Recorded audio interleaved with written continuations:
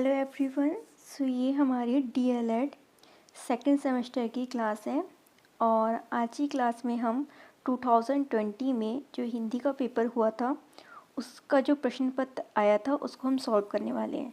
इसमें 5 वस्तुनिष्ठ प्रश्न पूछे जाते हैं, 6 अति लघु उत्तरीय प्रश्न पूछे जाते हैं और 7 लघु उत्तरीय प्रश्न पूछे जाते हैं। सो जो वस्तुनिष्ठ प्रश्न है वो हम इस पेपर के थ्रू ही करने वाले हैं। उसके अलावा अति लघु और लघु उत्तरीय प्रश्न के लिए मैंने आप सब के लिए अलग से नोट्स प्रिपेयर किए हैं। आप इसी तरीके से आंसर लिख के आ सकते हैं और आपके बहुत अच्छे नंबर आएंगे। मैंने फ्लो चार्ट वगैरह सब कुछ इसमें प्रिपेयर किए हैं। तो चलिए फटाफट से इस पेपर को सॉल्व कर लेते हैं। हमारा पहला क्वेश्चन है ऑप्शनल क्वेश्चन में से, काव्य को कितने भागों में बांटा जाता है? दृश्य काव्य, श्रव्य काव्य, आ और व दोनों, इनमें से कोई नहीं। सो जो काव्य होता है वो दृश्य काव्य भी होता है और साथ ही साथ श्रव्य काव्य भी होता है। तो उसका राइट आंसर है ऑप्शन नंबर सा, आ और व दोनों। नेक्स्ट क्वेश्चन है, पठन का अर्थ है स्वस्वर वाचन, मौन वाचन, आ और व दोनों, इनमें से कोई नहीं। सो जो पठन होता है उसे हम बोल बोल के भी करते हैं, मतलब कि स्वस्वर वाचन, और मन ही मन हम उसको पढ़ भी लेते हैं, तो मौन वाचन भी होता है। तो दोनों तरीके का वाचन होता है, इसलिए इसका राइट आंसर है ऑप्शन नंबर सा।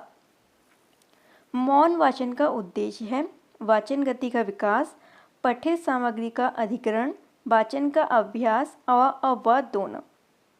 सो इसका जो राइट आंसर है वो है ऑप्शन नंबर द, क्योंकि हम मौन वाचन के द्वारा जो हमारी वाचनी गति होती है उसका विकास होता है, वो तीव्र भी हो जाती है, और जो हमारी पठित सामग्री होती है उसे हम अधिग्रहण भी करते जाते हैं। जब हम मौन वाचन करते हैं तो हम इस तरीके से वाचन करते हैं कि उसका हम अर्थ समझ सकें। नेक्स्ट क्वेश्चन है, जो शब्दांश किसी शब्द के आदि में, आदि मतलब है आरंभ में, मतलब कि पहले मतलब कि शब्द से पहले, आदि से मिलकर उसके अर्थ को बदल देते हैं तो वो क्या कहलाते हैं? तो वो क्या कहलाएंगे? आदि में लग रहे हैं तो वो होंगे उपसर्ग, और अगर अंत में लगे मतलब कि पीछे लगे तो वो होंगे प्रत्यय। संज्ञा के स्थान पर प्रयुक्त होने वाले शब्द कहलाते हैं। तो जो शब्द संज्ञा के स्थान पर प्रयुक्त होते हैं उन्हें हम क्या कहते हैं? उन्हें हम कहते हैं सर्वनाम, जैसे कि यह, वह, मैं, तुम, आप, ये सब कुछ। सो यहाँ पे हमारे ऑप्शनल क्वेश्चन कंप्लीट होते हैं। अब जो अति लघु और लघु उत्तरीय प्रश्न है वो मैं अपने नोट से कराती हूँ। पहला अति लघु उत्तरीय प्रश्न है, समास किसे कहते हैं? तो उसका आंसर आप इस तरीके से लिख के आएंगे। पहले आप हेडिंग डालेंगे समास। समास का शाब्दिक अर्थ है संक्षेपीकरण, मतलब छोटा रूप। अर्थात समास दो या दो से अधिक शब्दों के मेल से बनने वाली एक नई संक्षिप्त रचना को कहते हैं। जैसे कि इसका आप एग्जाम्पल भी लिख के आ सकते हैं। राजा का पुत्र, राजपुत्र, और रसोई के लिए घर, रसोई घर, पीला है अंबर जिसका पीतांबर। तो इस तरीके से आप एग्जाम्पल भी लिख के आ सकते हैं। लेकिन पेपर केवल 1 आवर का होता है हिंदी का, तो इतना टाइम रहता नहीं है, तो जितना आपको आंसर पूछा है आप उतना लिखाइए। अगर टाइम बचता है आपके पास, आपको लगता है कि मेरी स्पीड तेज है मैं तो सब कुछ लिख दूंगा, तो आप एग्जाम्पल भी ऐड करके आ सकते हैं। नेक्स्ट क्वेश्चन है, मौलिक अभिलेख किसे कहते हैं? किसी विषय पर व्यक्तिगत रूप से लिखा गया लेखन मौलिक अभिलेख कहलाता है या फिर मौलिक लेखन कहलाता है। इसमें लेखक अपने विचारों और कल्पनाओं का इस्तेमाल करता है। ये रचना किसी और के लेख या अनुवाद की नकल नहीं होती है। वो कैसी होती है? अपनी होती है, अपने विचारों का उपयोग कर रहा है। जैसे कि सपोर्टेड मुझे पॉल्यूशन पे लिख रहा है तो मैंने किसी के विचारों का उपयोग नहीं किया, अपनी कोटेशन बनाई, अपनी चीज़ें लिखी, अपना मंथन किया, ठीक है, अपने दिमाग में। तो ये सब क्या हुआ? एक मौलिक अभिलेख हुआ। लेकिन मैंने देखा ये इंग्लिश में लिखा हुआ है, इसी कन्वर्ट करके मैंने हिंदी में लिख दिया, अनुवाद कर दिया, या किसी से 4 चीज़ें चुराई, 4 चीज़ें चुराई और अपना एक अभिलेख लिख दिया, एक एस्से लिख दिया, तो वो मेरा मौलिक अभिलेख नहीं कहलाएगा। नेक्स्ट क्वेश्चन है, लिंग किसे कहते हैं? हेडिंग डालेंगे आप सबसे पहले लिंग। जिन शब्दों से संज्ञा या सर्वनाम के स्त्री या पुरुष होने का पता चलता है उसे ही हम क्या कहते हैं? लिंग कहते हैं। बहुत ही सिंपल सा है।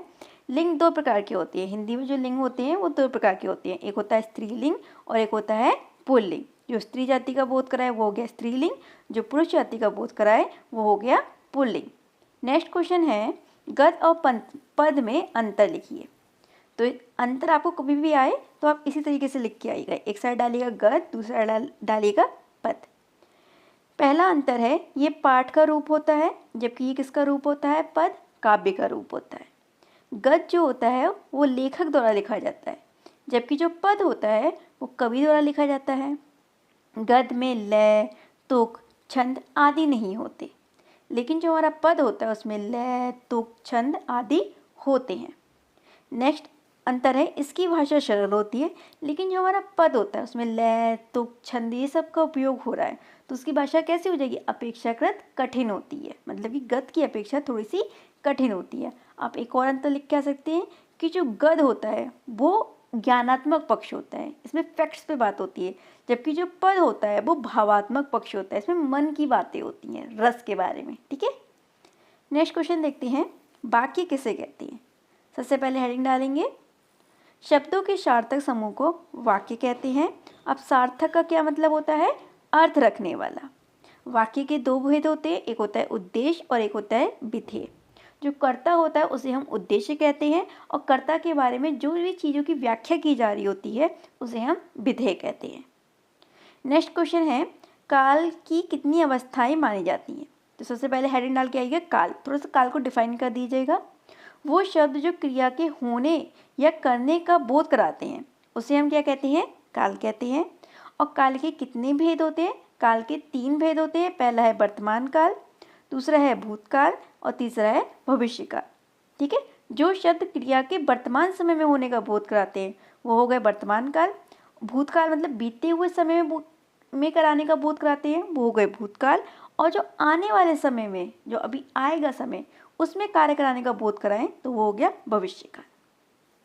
नेक्स्ट क्वेश्चन देखते हैं। अच्छा, यहाँ पे हमारे अति लघु उत्तरीय प्रश्न कंप्लीट होते हैं क्योंकि 6 आते हैं। अब उसके बाद आते हैं लघु उत्तरीय प्रश्न। लघु उत्तरीय प्रश्न का पहला क्वेश्चन है, कर्मधारय समास से किसे कहते हैं? उदाहरण सहित स्पष्ट कीजिए। तो सबसे पहले आप हेडिंग डालेंगे कर्मधारय समास। वह समास जिसका पहला पद विशेषण और दूसरा पद विशेष्य होता है उसे हम क्या कहते हैं? कर्मधारय समास से कहते हैं। विशेषण क्या होता है? जो किसी शब्द की विशेषता बताता है। विशेष्य क्या होता है? जिस शब्द की विशेषता बताई जा रही है। तो पीछे वो शब्द होगा जिसकी विशेषता बताई जा रही है और आगे वो शब्द होगा जो विशेषता बता रहा है, जैसे कि नीलकमल हो गया। तो यहाँ पे उदाहरण भी लिखे हैं, चरण कमल, चरण मतलब चरण के समान है कमल। नीलकमल मतलब नीला है, सॉरी नील गगन मतलब कि नीला है गगन। गगन कैसा है? नीला है। आई होप आपको कर्मधारय समास अच्छे समझ में आया होगा। नेक्स्ट क्वेश्चन है, कहानी व या लोक कथा सुनाकर शिक्षक किन किन उद्देश्यों की पूर्ति कर सकता है?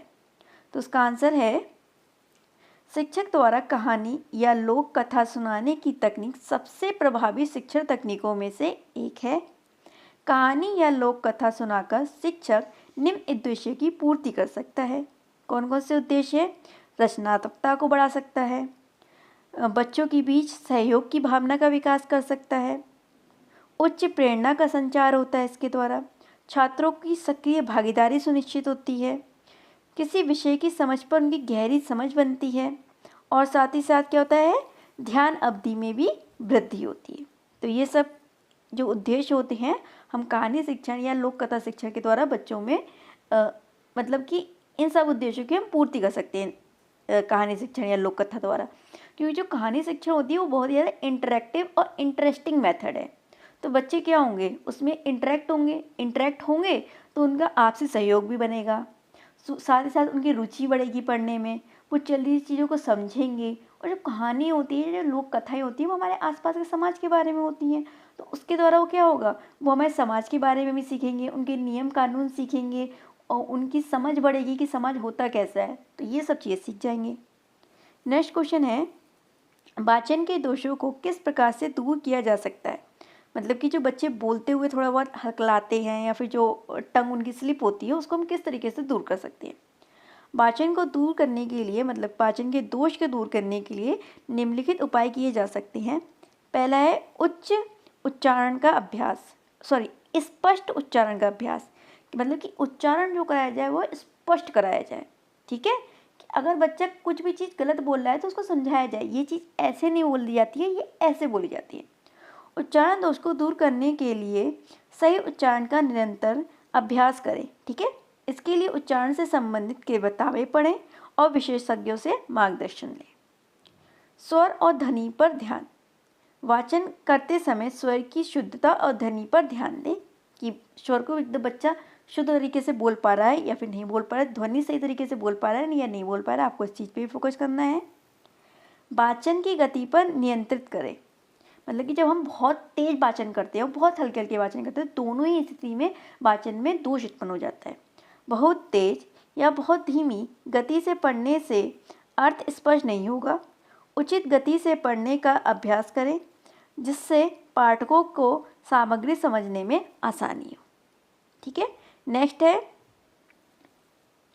पंक्तियों और शब्दों का सही ढंग से जोड़ें। वाचन के दौरान वाक्यों और शब्दों को सही क्रम में और प्रभाव में जोड़ना चाहिए। इसके लिए धीरे धीरे व सावधानी से पढ़ने का अभ्यास करें, मतलब कि पंक्तियों और शब्दों को सही से जोड़ें। का और ला लिखा है तो उसे कल ही पढ़े, खच्छल ना पढ़ दें या कुछ और ना पढ़ दें। ठीक है, और इस तरीके से ही पंक्तियों को भी सही से जोड़ते हुए चलें। जहाँ पे पूर्ण विराम है वहाँ पूर्ण विराम दें, जहाँ पे कॉमा है वहाँ पे कॉमा के लिए रुकें। तो इस तरीके से अपने धारा प्रभाव ही एकदम ठीक रखें, ये नहीं एकदम लाइन से पढ़े जा रहे हैं, एकदम फ्लो के संग पढ़ें। नेक्स्ट है पाठ की समझ बढ़ाएं। वाचन दोष तब उत्पन्न होते हैं जब पाठक पाठ की सही से समझ नहीं पाता। ठीक है, वाचन से पहले पाठ का अर्थ समझाने का प्रयास करें ताकि वाचन में रुकावट ना हो। मतलब कि बच्चे को पहले ही बता दिया जाए ये स्टोरी बच्चे इस बारे में तुम पढ़ोगे। सो इन सब के थ्रू हम बच्चे के जो वाचन में दोष होते हैं उनको हम दूर कर सकते हैं। नेक्स्ट क्वेश्चन है औपचारिक पत्रों के प्रकार लिखिए। तो औपचारिक पत्रों के प्रकार कौन कौन से हैं? एक है आवेदन पत्र, शिकायत पत्र, प्रार्थना पत्र, आभार पत्र, निवेदन पत्र और कार्यालय पत्र। इसके बारे में हम थोड़ा थोड़ा देखते हैं। सबसे पहला पत्र है प्रार्थना पत्र। यह पत्र किसी अधिकारी या संस्था से किसी प्रकार की अनुमति, सुविधा या सहायता मांगने के लिए लिखा जाता है, जैसे कि छुट्टी के लिए कोई प्रार्थना पत्र लिखना। नेक्स्ट है शिकायत पत्र। इस प्रकार के पत्र में किसी वस्तु, सेवा या व्यवहार की शिकायत की जाती है, जैसे कि क्या हो गया, किसी उत्पाद में खराबी की शिकायत। आपको नाम से ही समझ में आ रहा है शिकायत पत्र, मतलब कोई भी आपको वस्तु, सेवा या फिर वस्तु किसी के व्यवहार के बारे में आपको शिकायत करनी है बस। नेक्स्ट है व्यावसायिक पत्र। यह पत्र व्यावसायिक उद्देश्यों के लिए लिखा जाता है, जैसे कि समाज की आपूर्ति करना, मतलब समाज में जो भी चीज़ों की नीड है उनको फुलफिल करना। नेक्स्ट है सूचना पत्र। यह पत्र किसी जानकारी या सूचना का साझा करने के लिए लिखा जाता है, जैसे कि इसका उदाहरण दें कि 2 अक्टूबर की छुट्टी है, सभी स्कूल में छुट्टी रहेगी, तो ये क्या है, इस तरीके का सूचना पत्र है। धन्यवाद पत्र। इस पत्र का उद्देश्य किसी के प्रति अपने आभार को व्यक्त करना है। ठीक है, हमें किसी को थैंकफुलनेस है हम किसी के लिए, तो उसके लिए हम क्या लिखेंगे, एक धन्यवाद पत्र लिख देंगे। हमारा नेक्स्ट क्वेश्चन आता है उच्चारण के विभिन्न भेदों को लिखिए। तो उच्चारण क्या होता है? मुख द्वारा वर्णों को बोलना उच्चारण कहलाता है, मतलब कि हम किस तरीके से बच्चों मुख द्वारा वर्णों को बोल रहे हैं वही उसका उच्चारण कहलाता है। वर्ण का उच्चारण मुख के जिस भाग द्वारा होता है वह उस वर्ण का जो वो भाग होता है वो उस वर्ण का उच्चारण स्थल या उच्चारण भाग कहलाता है। मूल रूप से वर्णों का उच्चारण स्थल निम्न प्रकार है। देखिए उच्चारण क्या है कि जो हम वर्णों को बोलते हैं, जिस तरीके से उसे बोलते हैं वही उसका उच्चारण है। एक प्रॉपर वर्ड का एक प्रॉपर उच्चारण होता है, जैसे का उच्चारण का ही है, आप खू, कै, चू कुछ ऐसे करके नहीं बोल सकते हैं। ठीक है, सब का बोलेंगे वही इसका एक प्रॉपर उच्चारण है। और का को बोलते समय भी आपकी जो जिन्हा होती है, मतलब कि आपकी जो टंग होती है वो आपके मुंह में किसी न किसी पार्ट में टच करती है। ठीक है, और या फिर कहीं से आवाज़ निकलती कंपित होके, तो उस भाग को जो जहाँ से जो आवाज़ निकल रही है उसे हम उसका उच्चारण स्थल कह देते हैं। देखिए अब कौन कौन से उच्चारण स्थान है। सबसे पहले है कंठ, मतलब ये गला, यहाँ से कौन कौन सी ध्वनियाँ उच्चरित होती हैं। स्वर में छोटा, बड़ा और जो का वाला वर्ग होता है, का, खा, गा, घड़ा और साथ ही साथ हाँ, ये सब कहाँ है, कंठ से हैं। नेक्स्ट है तालु से। तालु मतलब कि जो ऊपर वाला पार्ट होता है, छोटी ई और बड़ी ई, और जो चा वाला वर्ग होता है, चा, छा, जा, झा, वहाँ, ये सब, और साथ ही साथ यश। आप इसको शा या को यश से याद रखिएगा, या और श। यश कहाँ है, तालु में है। मूर्धा से ऋषि होता है स्वर में, और टा वाला वर्ग टा, ठा, डा, ढा, णा और श, ये सब मूर्धा के द्वारा उच्चारित होते हैं। दंत में कोई भी स्वर नहीं है। पत्ता था दा धा ना दंत से होते हैं। आप बोल के देखिए, आपकी जो टंग होगी वो आपके टीथ को टच करेगी बार बार। और दंत कैसे एकदम सरल है, साफ सुथरे हैं। तो सरल, सा रा और ला, ये भी दंत से है। ओष्ठ से छोटा ऊ और बड़ा ऊ, और साथ साथ जो पा वाला वर्ग है, पा फा बा भा मा, ये सब ओष्ठ से। कंठ और तालु से। कंठ मतलब कि हमारे गले और तालु को मिलाकर किसकी ध्वनि निकलती है? ए और ए। ए और ए का उच्चारण करते हुए जो ध्वनि होती है वो हमारे कंठ और तालु दोनों से होती हुई निकलती है। इसी तरीके से कंठ मतलब गले और ओष्ठ से किस ध्वनि का उच्चारण होता है? ओ और औ का।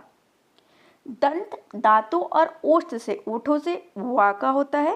और नासिकी मतलब इसमें नाक से थोड़ी आवाज निकलती है। तो जितने भी ये सारे वर्ण हैं, इनका जो लास्ट वाला जो वर्ग है, इन सबका जो लास्ट वाला वर्ड होता है वो इसमें आता है।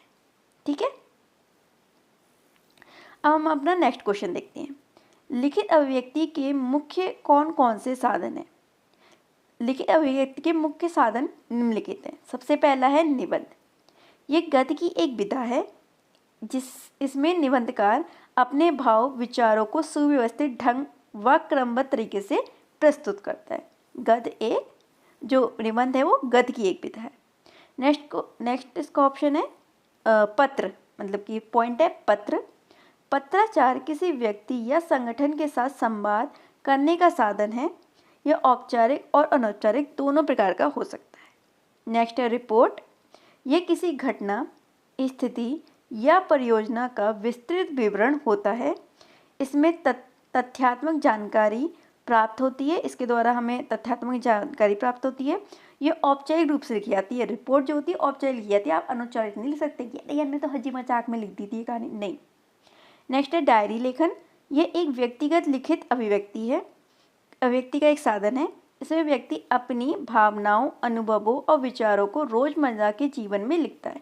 आपने देखा होगा कि कुछ लोग होते हैं वो डेली डायरी लिखते हैं रात के टाइम कि मैंने आज दिन में ये किया, मुझे कल ये करना, अरे मुझे ये अच्छा नहीं लगा, ये इसने मुझसे कैसे बोल दिया। तो ये सब क्या होता है? Diary writing. और ये व्यक्तिगत होती है, आप अपने हिसाब से अपने अपने विचारों को लिख सकती है, इस पर कोई रोक टोक नहीं है। नेक्स्ट है लेख। तो लेख क्या है? लेख किसी विशेष विषय पर जानकारी प्रदान करने या किसी समस्या पर विचार व्यक्त करने के लिए लिखा जाता है। सो हमारा लास्ट क्वेश्चन है ये वाला। हिंदी में किन विराम चिन्हों का प्रयोग होता है? संक्षिप्त विवेचना कीजिए। तो आपको विराम चिन्हों के बारे में पूछा है, तो सबसे पहले आप विराम चिन्हों को डिफाइन कर देंगे कि विराम चिन्ह होते क्या है।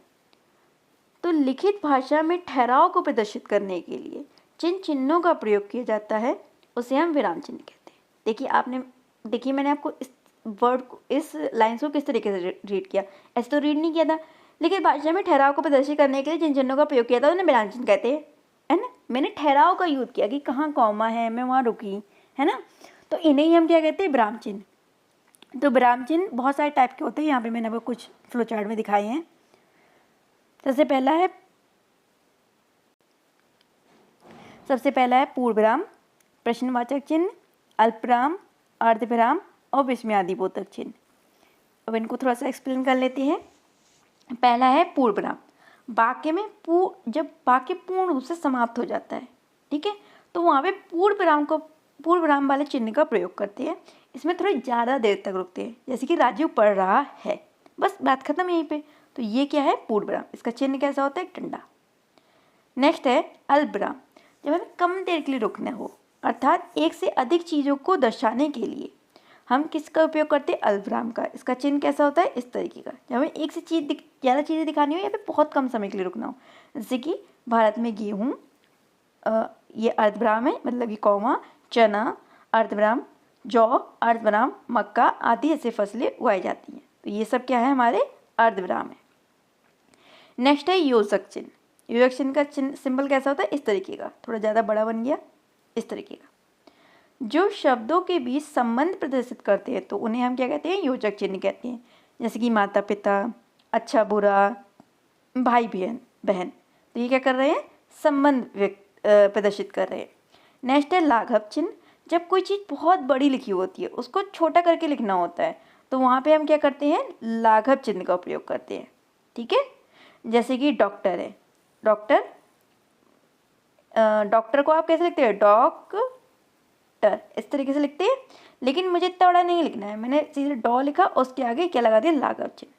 ठीक है, और ये प्रसिद्ध प्रसिद्ध चिन्हों मतलब कि नामों पे होता है। ये नहीं कि आपको कोई आपका नाम है बड़ा सा मुकेश चंद पाल, तो आपने माँ लिख दिया और उसके आगे डॉट लगा दिया तो हो जाएगा, नहीं, ये प्रसिद्ध प्रसिद्ध नामों पे जिनके बारे में सबको पता होता है। तो यहाँ पे हमारा जो भी पेपर था वो कंप्लीट होता है। इसके बाद वाला जो पेपर है वो हम नेक्स्ट क्लास में करेंगे। आई होप आपको ये पेपर अच्छे से समझ में आया होगा और जल्दी से अपनी तैयारी में लग जाइए क्योंकि पेपर होने ही वाले हैं। Bye and have a good day.